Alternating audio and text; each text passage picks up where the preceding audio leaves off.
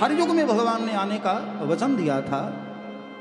तो कभी कृषि युग में भगवान पूर्ण अवतार लेकर आए, और मुझे लगता है कि इस कलिकाल में बुंदेलखंड की धरती से धीरेन्द्र कृष्ण के रूप में भगवान अंशावतार लेकर आए हुए।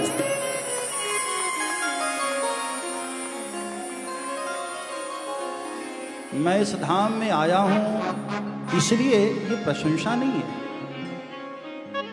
मेरा स्वभाव है मैं जल्दी प्रशंसा नहीं करता हूं। कई बार हमारे घर में भी इसीलिए लड़ाई हो जाती है कि आप तारीफ तो करते ही नहीं हो हमारी।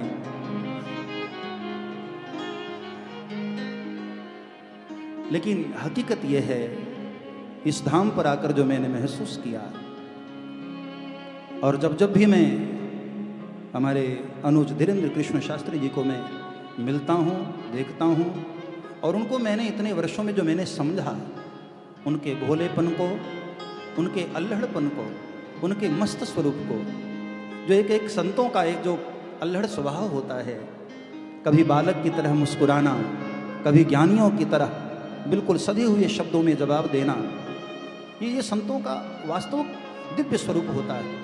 तो जो मैंने इतने वर्षों में अनुभव किया, मैं अपने दिल की बात आपको कहूँ, परमात्मा कहीं न कहीं अंश के रूप में बुंदेलखंड की धरती से आरंभ कर रहे हैं अपनी यात्रा। ऐसे नहीं, जरा और दम लगाकर जय श्री राम। अभी आवाज बुंदेलखंड को पार नहीं की है, ये आवाज पूरे विश्व में जानी चाहिए, जय श्री राम। तो इसी बुंदेलखंड की धरती से एक युवा सन्यासी एक धीर गंभीर व्यक्तित्व को लेकर, जिनकी एक आवाज में पूरा हिंदुस्तान खड़ा हो जाए, पूरा भारतवर्ष खड़ा हो जाए, आप उनको कोई साधारण व्यक्तित्व के रूप में न देखें, परमात्मा किसी न किसी रूप में जरूर धरती पर आते हैं और आज हमारे आपके बीच में। भगवान ने कहा था कि अंशन सहित देह हरिताता। मैं कभी कभी धरती पर अपने अंशों को लेकर के आता हूं, अंश के साथ आता हूं, अथवा तो कभी कभी कोई महापुरुष जो भगवान के धाम में रहते हैं, उनको विशेष कृपा करके विशेष कार्य के लिए धरती पर भेजते हैं। जिस वक्त सनातन धर्म की नैया डूबने के कागार पर आई, सनातन धर्म की नाव लड़खड़ा रही थी, उस वक्त आदि गुरु शंकराचार्य भगवान, रामानंदाचार्य भगवान, श्री रामानुजाचार्य भगवान, ऐसे ऐसे आचार्यों ने आकर के सनातन धर्म की रक्षा करके सनातन धर्म की पुनः स्थापना की। और आज जब हमारा समाज खंड खंड होने के कागार पर आ रहा है, जाति जाति में बंटने को तैयार है, क्षेत्र क्षेत्र में बंटने को तैयार है, तब ऐसे समय में आवश्यकता एक महापुरुष की थी, जिनकी एक आवाज में पूरा हिंदुस्तान खड़ा हो जाए। और भगवान ने ऐसे महापुरुष को भेज दिया धीरेन्द्र कृष्ण शास्त्री जी के रूप में।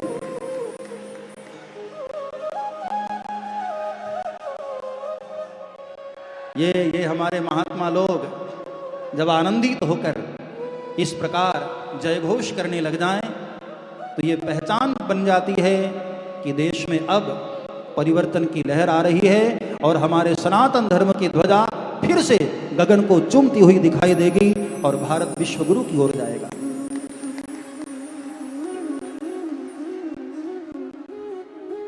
एक वो भी समय आया जब हम सब लोग भगवान रामलला के लिए लालायित थे। मैं तो अयोध्या में पढ़ाई कर रहा था और भगवान को पहली बार जब मैंने टेंट में देखा, मेरे आंख में अश्रु थे और उस दिन से मैंने कहा, प्रभु मैं आपको इस रूप में अब दर्शन नहीं करूंगा। हमारी पूजनीय दीदी माँ ने कितने आंसू बहाए। मैं जब पहली बार दीदी माँ से मिला श्रीधाम वृंदावन में, दीदी माँ के हृदय का मैंने जो दर्द सुना, मेरे आंख में उस दिन अश्रु भर आए। दीदी माँ के मन में पीड़ा थी कि अभी तक भगवान रामलला अयोध्या में विराजित नहीं हुए, वो दिन कब आएगा, हम सबके रहते आ पाएगा भी या नहीं आ पाएगा, वो दीदी माँ के उद्गार थे। और जब अयोध्या में रामलला विराजित हुए और मैंने देखा हमारे धीरेन्द्र कृष्ण शास्त्री जी दीदी माँ नाच उठे और आंखों में भाव के अश्रु छलक आए। भगवान राम लला विराजित हुए वहां पर। एक वो भी दौर था जब भगवान राम के लिए पूरे देश में एक श्रद्धा का अद्भुत स्वरूप देखने को मिला।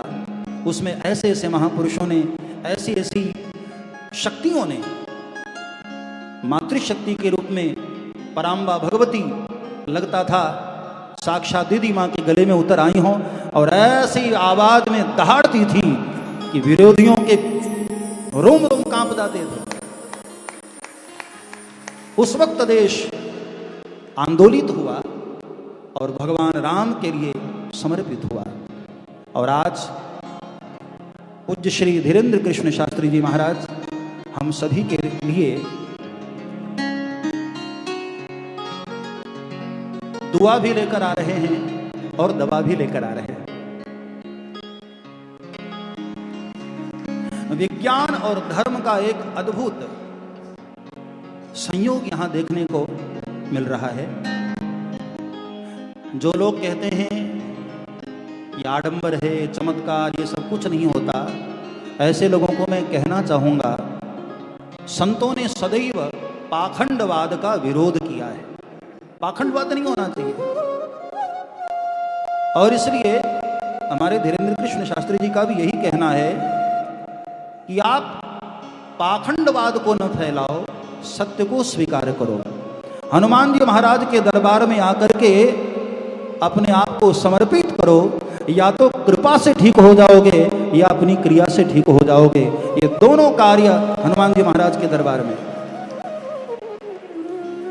या तो हनुमान जी महाराज की कृपा से और या तो वैज्ञानिक एक जो सुंदर हॉस्पिटल यहाँ बनने जा रहा है, जिसका शिलान्यास कल हमारे भारत के यशस्वी प्रधानमंत्री जी ने अपने हाथों से करकमलों से शुभारंभ किया। अभी अभी हम लोग वार्ता कर रहे थे कि कल एक चर्चा चली कि चमत्कार क्या है। तो हमारे धीरेन्द्र कृष्ण शास्त्री जी ने कहा कि यही तो चमत्कार है कि जहां एक सरपंच जो सबसे छोटा पद राजनीति का होता है और एक प्रधानमंत्री जो सबसे बड़ा पद होता है, वो दोनों ही यहां धाम में बैठे हुए हैं। इससे बड़ा चमत्कार और क्या होगा। धर्म और विज्ञान को एक दूसरे का विरोधी मानते हैं कई लोग, और यहां दोनों का समन्वय हो रहा है। इससे बड़ा और चमत्कार क्या होगा। एक ही धाम में कैंसर हॉस्पिटल भी और हनुमान जी महाराज की कृपा भी दोनों एक साथ उतर रही है। इससे बड़ा चमत्कार और क्या देखेंगे आप। जो लोग दुआ से ठीक हो सकते हैं उनके लिए हनुमान जी महाराज का दरबार है, और जो लोग दवा से ठीक होने वाले हैं उनके लिए कैंसर हॉस्पिटल बनने जा रहा है। ये बुंदेलखंड के शान में निश्चित है कि 4 चांद लगाया हुआ है हमारे धीरेन्द्र कृष्ण शास्त्री जी ने। पूरी दुनिया में जो बुंदेलखंड सबसे पीछे रहा करता था, आज बुंदेलखंड हमारे धीरेन्द्र कृष्ण शास्त्री जी महाराज बागेश्वर धाम के कारण आज बुंदेलखंड पूरी दुनिया में अपना नाम कर रहा है, और पूरी दुनिया में बुंदेलखंड की अपनी एक पहचान हुई है। संत सदैव इस तरह के पारमार्थिक कार्य करने का ही संकल्प लेते हैं। संतों का अवतार ही धरती पर परमार्थ के कारणे साधु धरा शरीर। साधु का अर्थ ही है साधनोति पर कार्यम, जो दूसरे के कार्य को साधे, जो परमार्थ करे, परहित करे। केवल बोले न, अपने आचरण से, अपने व्यक्तित्व से जो समाज को दर्शन कराए, वही तो संत है। आज पूरी दुनिया में इतनी प्रतिष्ठा होने के बाद भी जरा स्वभाव तो देखो। एक बालक बन के हर किसी महापुरुष के चरणों में साष्टांग लेट जाते हैं, लिपट करके गले लगाते हैं। यही एक संत की विनम्रता और यही एक सच्चे संत की पहचान है। कोई अभिमान नहीं, कोई अहंकार नहीं। एक छोटा सा पद जिसको मिल जाता है, किसी मंत्री का पीए हो जाता है ना, वो उस मंत्री से ज्यादा खतरनाक हो जाता है। थोड़ी सी प्रसिद्धि मिल गई, थोड़ा सा पद मिल गया, कितना अभिमान हो जाता है। लेकिन इतनी समाज में और पूरी दुनिया में प्रतिष्ठा होने के बाद भी रंच मात्र भी अहंकार नहीं आया। यही साधुता की सबसे बड़ी पहचान है और यही भगवान के अंश होने का संकेत है।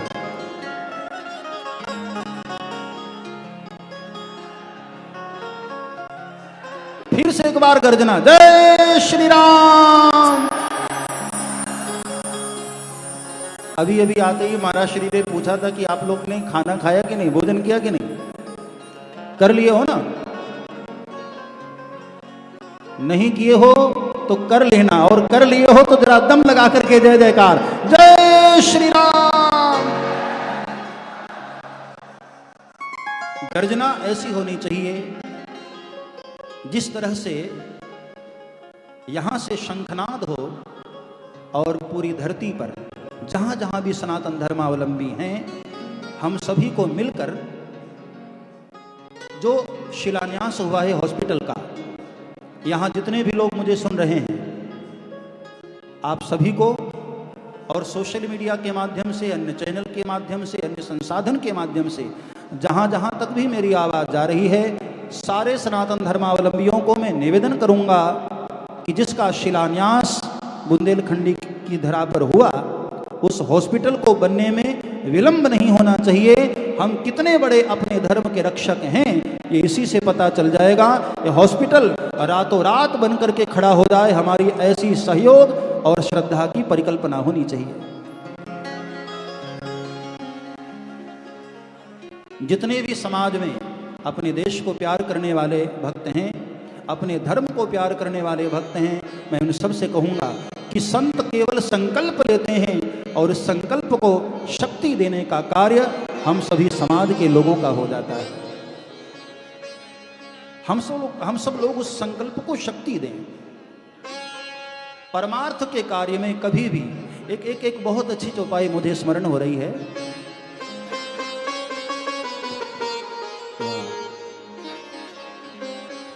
भगवान राम ने गिद्धराज जटायु को गोद में लिया। गिद्धराज जटायु की आंख में आंसू थे कि प्रभु, आपने मेरे ऊपर बड़ा उपकार किया। मैं अधम पक्षी, मांसाहारी पक्षी, जो लाभ आपके पिता को नहीं दिया आपने, वो लाभ आपने मुझे दिया। चलते चलते आपने मुझे अपनी गोद दी प्रभु, ये बड़ी कृपा की आपने, बड़ा उपकार किया। तब भगवान राम के नेत्र में अश्रु भराए। जल भरी नयन, जल भरी नयन, कहीं रघुराई। भगवान के नेत्र सजल हो गए। तात करम निज ते गति पाई। भगवान ने कहा कि जटायु, मैंने तेरे ऊपर कोई उपकार नहीं किया, तुमने ऐसा कर्म किया कि उस कर्म का फल तुम्हें मेरी गोद प्राप्त हो रही है। तुमने परमार्थ के लिए, धर्म की रक्षा के लिए, एक बहन बेटी की आबरू के लिए अपने आप को भी कुर्बान कर दिया, इसलिए चलते चलते तुझे प्रभु की गोद प्राप्त हो रही है। और वहां पर भगवान राम ने एक घोषणा की। ये बात मैं सबको कहना चाहूंगा, जहां जहां तक मेरी आवाज जा रही है। ये मानस की चौपाई मुझे बहुत अच्छी लगती है। परहित बस जिनके मन माही, परहित बस जिनके मन माही, तिन कहूँ जग दुर्लभ कछु नाहीं, तिन कहूँ जग दुर्लभ कछु नाहीं। जिनके मन में परहित की भावना है, परमार्थ की भावना है, उनके लिए दुनिया में कुछ भी दुर्लभ नहीं है। इस बात को आप सब अपने हृदय में अच्छी तरह से बिठा लेना। स्वार्थ की भावना लेकर चलोगे तो सब चीजें आपसे दूर भागती चली जाएंगी, और परमार्थ की भावना लेकर चलोगे तो दुनिया में कुछ भी आपके लिए असंभव न होगा। ये सबसे बड़ा उदाहरण आप देखो, समाज के निचले पायदान पर रहने वाले ऐसे लोग जो अपनी बेटियों को जन्म देने में घबराते हैं। किसी के घर बेटी आ जाए, किसी गरीब के घर, तो उसको डर लगता है कि हम इसका कन्यादान कैसे करेंगे, क्योंकि समाज में कई तरह की बीमारियां हैं, और उसमें भी सबसे बड़ी बीमारी दहेज प्रथा। इसके कारण और कई बीमारियां आई, कन्या भ्रूण हत्या जैसी बड़ी सारी बीमारियां समाज में आई। इस ओर भी हमारे धीरेन्द्र कृष्ण शास्त्री जी महाराज का ध्यान गया, और इन्होंने भगवान से प्रार्थना के साथ साथ जो आप लोगों ने दक्षिणा दी, उसका उन्होंने सदुपयोग करते हुए परमार्थ करने का संकल्प लिया कि हम समय समय पर ऐसी गरीब बेटियों का कन्यादान करेंगे, अपने हाथों से, अपने धाम के माध्यम से उनके घर बसाने में सहयोग देंगे। और ये परमार्थ की भावना लेकर चले तो आप देखो परिणाम क्या हुआ। इस देश के सर्वोच्च पदासीन आदरणीय श्री प्रधानमंत्री जी भी पधारे, और आने वाले दिनों में महामहिम राष्ट्रपति महोदया भी यहां पधारने वाली। कुछ भी दुर्लभ नहीं है। मन में अच्छा भाव हो, परमार्थ का भाव हो, सेवा का भाव हो, दुनिया पर कृपा करने का भाव हो, तो इस दुनिया में कुछ भी दुर्लभ नहीं। समाज के हर वर्ग को इन सब घटनाओं से सीखनी चाहिए। संत अपने व्यक्तित्व से, अपने आचरणों से, अपनी वाणी से, अपने व्यवहार से समाज को मार्गदर्शन देते हैं। तो बहुत कुछ मुझे नहीं कहना है। अभी पूजनीय दीदी माँ की श्रीमुख से हम सब लोग भावपूर्ण वाणी में भगवान की कथा का यशगान हम लोग श्रवण करेंगे, और हमारे बीच में इस बागेश्वर धाम पीठ के आचार्य श्री धीरेन्द्र कृष्ण शास्त्री जी महाराज, उनका भी आप लोगों को वाणी से आशीर्वाद प्राप्त होता ही रहता है। मैं इस धाम में आकर के जो एक आनंद का अनुभव कर रहा हूँ, मैं आपको भी कहना चाहूँगा। भाई, आश्रम का अर्थ क्या होता है? जहाँ चार चीज़ें मिलें वही आश्रम है। बिल्कुल ध्यान से सुनना। संसार में आश्रम बहुत हैं, लेकिन आश्रम में जहाँ चार चीज़ें हमको प्राप्त हो रही हों वही आश्रम है। और ऐसे आश्रम में हमें पूर्ण समर्पित हो जाना चाहिए, वहाँ कोई विचार नहीं करना चाहिए। कौन कौन सी चार चीज़ें? जहाँ सभी को आदर मिले वो आश्रम। ऐसा नहीं कि केवल बड़े लोगों को ही आदर मिले, छोटे लोगों को न मिले, वो आश्रम नहीं। जहाँ सभी को आदर मिले वो आश्रम है। और जहाँ सभी को अन्न प्राप्त होता हो, भोजन प्राप्त होता हो, वो आश्रम है। जहाँ कोई भेद न हो, आदर मिले, अन्न मिले, और तीसरी बात, जहाँ सभी को आश्रय मिले, बड़े लोगों को भी, छोटे लोगों को। ये जो भेद हम लोगों ने खींच रखा है, एक एक जो भेद की जो हमने गहराई हमने खोद रखी है, उस गहराई को मिटाने के लिए जहाँ सभी को आश्रय मिले। बागेश्वर धाम में अभी जब मैं मंच पर अभी बीच में आया और उसके बाद जब नीचे हम लोग उतरे तो देखा कि कोई बीमार वहाँ एम्बुलेंस में आए हुए हैं, सिर्फ ये उम्मीद लेकर के कि शायद एक बार भगवान हमें छू लें, हमसे बात कर लें तो मैं ठीक हो जाऊं। तो जहां हर प्रकार के व्यक्ति को, हर प्रकार के भक्त को जहां आश्रय मिले, और चौथी और बड़ी महत्व की बात, जिस धाम में पहुंचकर, जिस आश्रम में पहुंचकर हमारा मन आनंद से भर जाए, वो आश्रम होता है, वो धाम होता है।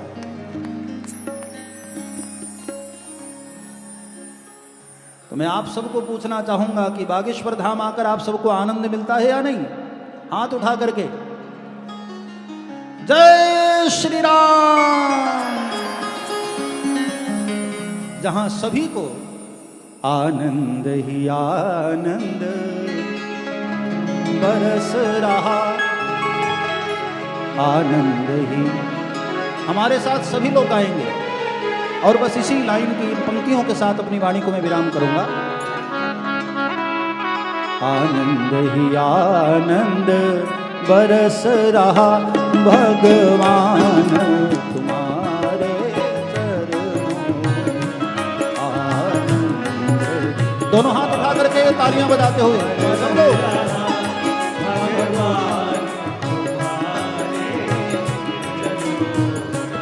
आनंद ही आनंद बरस रहा, भगवान तुम्हारे चरणों में आनंद बरस रहा, भगवान तुम्हारे पावन कीनी भारत भूमि, पावन कीनी भारत भूमि, पावन कीनी भारत भूमि, पावन कीनी भारत भूमि। किसने पावन किया? सरकार तुम्हारे चरणों में, सरकार तुम्हारे चरणों में। आज हम दो दो सरकारों के बीच में बैठे हुए हैं, उधर ददरुआ सरकार और यहाँ हमारे बागेश्वर सरकार। पावन कीनी भारत भूमि, सरकार आपके चरणों में। पावन कीनी भारत भूमि, सरकार आपके चरणों में। आनंद ही आनंद बरस रहा, भगवान तुम्हारे चरणों में। आनंद ही आनंद बरस रहा, भगवान तुम्हारे चरणों में। हे राम, हे राम, हे राम, हे